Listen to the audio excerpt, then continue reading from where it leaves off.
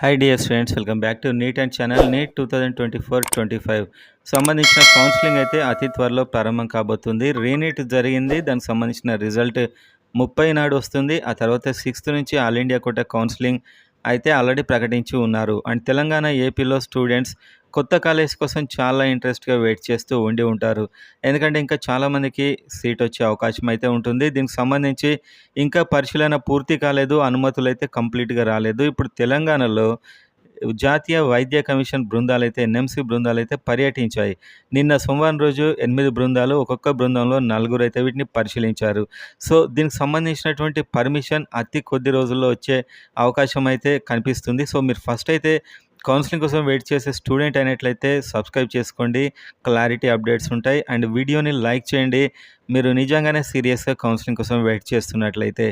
అదేవిధంగా వీడియోలోకి వెళ్ళినట్లయితే తెలంగాణలో జోగులాంబ, గద్వాల, నారాయణపేట, ములుగు, వరంగల్ అర్బన్, మెదక్, యాదాద్రి, భువనగిరి, రంగారెడ్డి, మేడ్చల్, మల్కాజిగిరి ఈ జిల్లాలో కొత్త కాలేజీలు అందుబాటులోకి రానున్నాయి. ఇందులో ఒక్కొక్క దాంట్లో 100 సీట్లు వేసుకున్న 800 సీట్లు అయితే గవర్నమెంట్ కాలేజీలో వచ్చే అవకాశం ఉంది. అండ్ ఇది చాలా బిగ్ అచీవ్మెంట్ అని చెప్పొచ్చు తెలంగాణకి. ఎందుకంటే చాలామంది స్టూడెంట్స్కి సీట్ వచ్చే అవకాశం ఈసారి కొత్తగా కలుగుతుంది, అది కూడా గవర్నమెంట్ కాలేజీలో.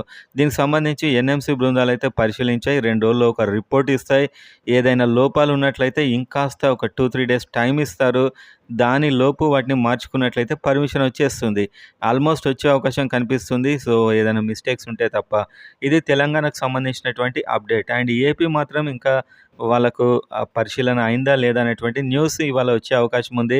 అది కూడా నేను మళ్ళీ మీకు చెప్తాను ఎక్కడెక్కడ ఏంటి అనేది. వీడియోనైతే లైక్ చేసి సబ్స్క్రైబ్ చేసుకొని ఫాలో అవ్వండి. మీకు మంచి ఇన్ఫర్మేషన్ అయితే ఇస్తూ ఉంటాను.